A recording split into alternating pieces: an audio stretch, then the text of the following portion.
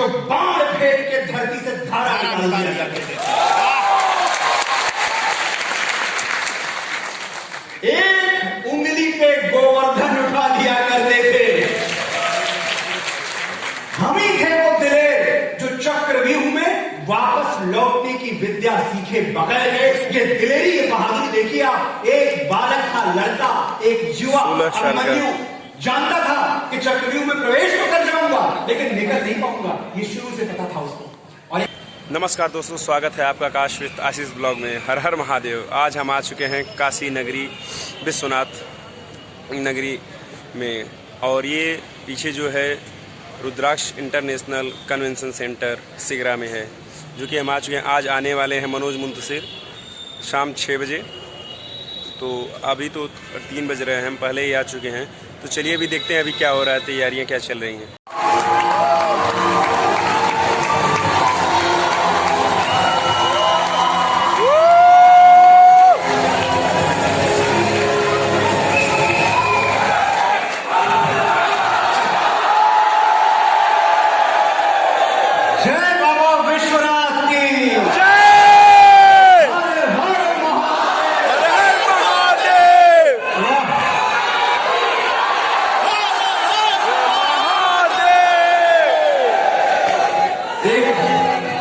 देखिए, मुझे एक शब्द बोलने से पहले ये पता चल गया कि मैं काशी में खड़ा हुआ हूं। काशी में है भारत और संस्कृत के यहां बहुत सारे विद्वान बैठे होंगे, वो सहमत होंगे मुझसे कि 2 धातुओं को बना के ये शब्द मिला के शब्द बनता है, भा और रत। भा धातु प्रकाश के अर्थ में प्रयोग होती है, उजाले के लिए बोली जाती है। जैसे भास्कर, भानु, प्रभात, आभा, ये सब, इन सब का रिश्ता रोशनी से है। भास्कर सूर्य, प्रभात सवेरा, भानु सूर्य, आभा उजाला, सब में भा है और सब का रिश्ता प्रकाश से है। और रत, रत मतलब क्या है?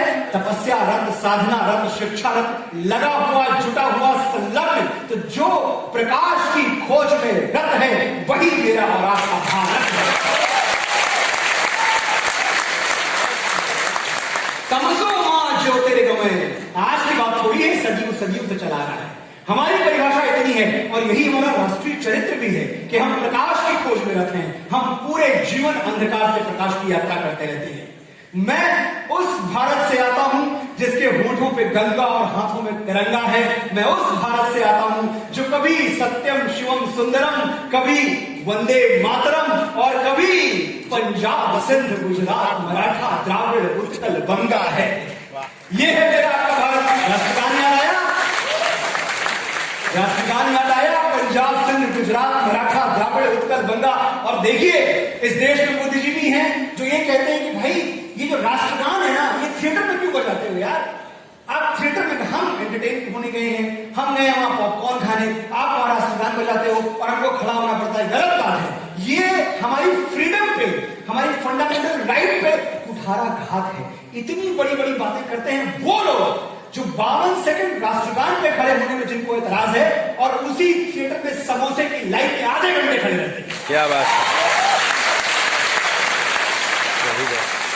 52 सेकंड खड़े होने में तुमको है एतराज बड़े। 52 सेकंड, सिर्फ 52 सेकंड, एक कम ना एक ज्यादा।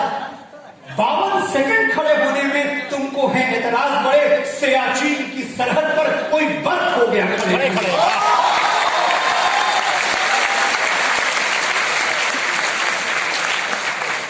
बाड़मेर के रेगिस्तान में 50 डिग्री में कोई तिरंगे के तार कसता है, आपके लिए, मेरे लिए। कारगिल की पहाड़ी चोटियों पर -40 डिग्री में लोग पहरा देते हैं, मेरे लिए, आपके लिए। क्या उनके सम्मान में, उन वीरों के सम्मान में एक बार इस सभागार में वंदे मातरम का जयघोष नहीं हो सकता?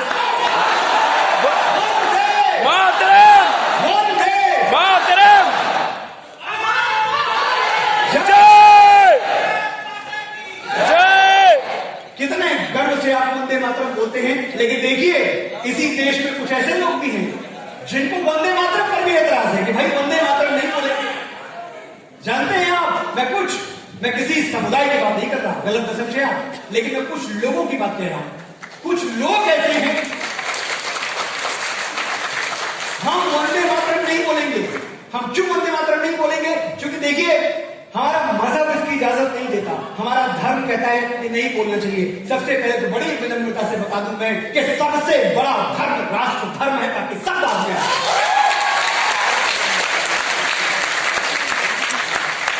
और एक और तर्क है कि भाई संविधान हमें वंदे मातरम बोलने के लिए नहीं कहता। ऐसी कोई बात संविधान में नहीं लिखी है कि आपको वंदे मातरम नहीं बोलनी चाहिए। तो भाई साहब, संविधान तो आपको दाढ़ी बढ़ाने और टोपी पहनने के लिए नहीं कहता।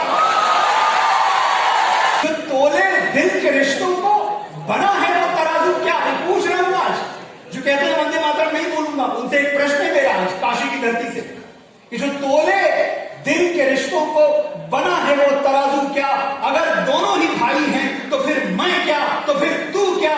ये मिट्टी तेरी भी मां है, ये मिट्टी मेरी भी मां है, तो मां को सर झुकाने में मुसलमान और हिंदू क्या? मैं उस भारत से आता हूं जो ठुकराए हुए लोगों की शरण स्थली बन जाता है और 7 समंदर पार परदेशियों को भी सिस्टर्स एंड ब्रदर्स कह के बुलाता है। और एक बात और है भैया, किले और महल नहीं कोई आपसे ज्यादा जानता हूं, सिर्फ इससे एक बात सिद्ध होती है कि हाँ, आज मुझे आपने बोलने का मौका दिया है। बड़ी विनम्रता से आपकी श्रवण शक्ति को प्रणाम। और भैया एक बात जान लो, ये बनारस है, यहां अक्सर बोलने वाले से ज्यादा बुद्धिमान सुनने वाले होते हैं। तो मैं आपको आपकी हिस्ट्री, आपकी लेगेसी याद दिलाने आया हूं। इतनी सी भूमिका है मेरी, क्योंकि कुछ बुद्धिजीवी सदियों सदियों से, ये जो मैकाले की औलादे हैं वो तब भी थी और आज भी है, एक बात उन्होंने इतना दुष्प्रचार किया कि भारत ने विश्व को कुछ दिया ही नहीं। विश्व पटल पर भारत का योगदान कुछ नहीं है सिवाय एक शून्य के। सिर्फ 0 दिया है इंडिया ने। और मैं कहता हूं, जब 0 दिया मेरे भारत ने, दुनिया को तब गिनती है। क्या बात है। अरे हम 0 ही ना देते तो तुम कहां से गिनती सीख लेते। जब 0 दिया मेरे भारत ने, दुनिया को तब गिनती आई। तारों की भाषा भारत ने पूरी दुनिया को सिखलाई। देखिए आप, 7,500 वर्ष पहले हमारे प्रभु मर्यादा पुरुषोत्तम भगवान श्री राम का जन्म हुआ है। किस ग्रह में हुआ, किस नक्षत्र में हुआ, उस वक्त कौन सा नक्षत्र आकाश के किस कोने पे चमक रहा था, उसकी दशा और दिशा क्या थी, महर्षि वाल्मीकि ने एक एक चीज को डिटेल के साथ, पूरे विवरण के साथ रामायण में लिख दी है। बताइए। और जब आप ये देखते हैं कि वो स्पेस सूट पहन के वो उछल रहे हैं, चांद पे मून वॉक कर रहे हैं नासा वाले, तो मेरे मन में तो आता है कि भैया एक बात बताओ, अगर तुमको डेसिमल से दिया होता हमने, दशमलव भी हमने दिया है, तो तुम कभी धरती से चांद की दूरी का अंदाजा नहीं लगा सकते थे, कैलकुलेट नहीं कर सकते थे, चांद पर जाना भूल जाओ। जब 0 दिया मेरे भारत ने, दुनिया को तब गिनती आई। तारों की भाषा भारत ने पूरी दुनिया को सिखलाई। देता न दशमलव भारत तो यूं चांद पे जाना मुश्किल था, धरती और चांद की दूरी का अंदाजा लगाना मुश्किल था। सभ्यता जहां पहले जन्मी है जहां पे कला, अपना भारत वो भारत है जिसके पीछे संसार चला।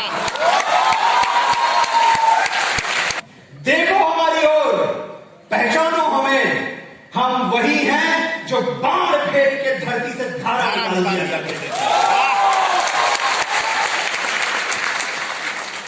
एक उंगली पे गोवर्धन उठा दिया करते थे। हम ही थे वो दिलेर जो चक्रव्यूह में वापस लौटने की विद्या सीखे बगैर गए। ये दिलेरी, ये बहादुरी देखिए आप। एक बालक था, लड़का, एक युवा अभिमन्यु, जानता था कि चक्रव्यूह में प्रवेश तो कर जाऊंगा लेकिन निकल नहीं पाऊंगा, ये शुरू से पता था उसको। और एक बात आप और बताइए, अगर थोड़ा भी शक था, थोड़ी सी भी शंका थी कि शायद मैं बाहर निकल आऊं, तो वो शंका उस वक्त समाप्त हो गई थी जब अभिमन्यु ने चक्रव्यूह में प्रवेश करते हुए अपने सभी बड़ों के पैर छुए, उनसे आशीर्वाद लिया। सबने कहा आयुष्मान भव, आयुष्मान भव, आयुष्मान भव। जब अभिमन्यु ने श्री कृष्ण के पैर छुए, श्री कृष्ण ने मुस्कुराते हुए कहा विजयी, क्या कहा, यशस्वी यशस्वी भव। संकेत मिल गया था कि आयु मेरे साथ नहीं है, यश मुझे जरूर प्राप्त होगा। उस वक्त ही पता चल गया था अभिमन्यु को कि मैं चक्रव्यूह से कभी जीवित बाहर नहीं निकलूंगा। चाहता तो भाग जाता, चाहता तो यूटर्न मार लेता, लेकिन ऐसा नहीं किया। हमारे भारत का वीर था और उसी वीर से बिल्कुल अभिमन्यु के सम्मान में तालियां बजनी चाहिए।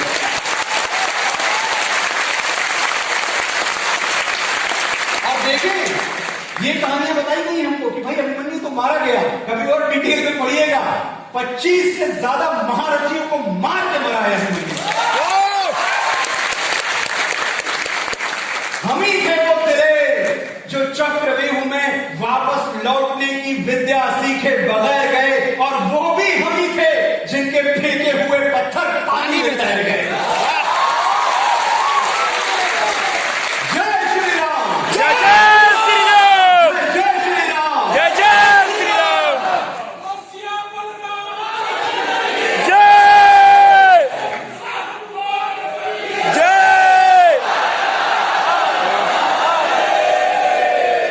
हम ही थे वो दिले जो चक्रव्यूह में वापस लौटने की विद्या सीखे बगैर गए, और वो भी हम ही थे जिनके फेंके हुए पत्थर पानी में तैर गए। हम मारना भी जानते हैं और बचाना भी। हमने दुश्मन के लिए फाइटर जेट्स बनाए, संगीन बनाई, और जब जिंदगी की सांस टूटने लगी तो हम ही ने वैक्सीन बनाई। क्या बात है भैया। पढ़िएगा मेरे भाइयों, ये परिचय है आपका।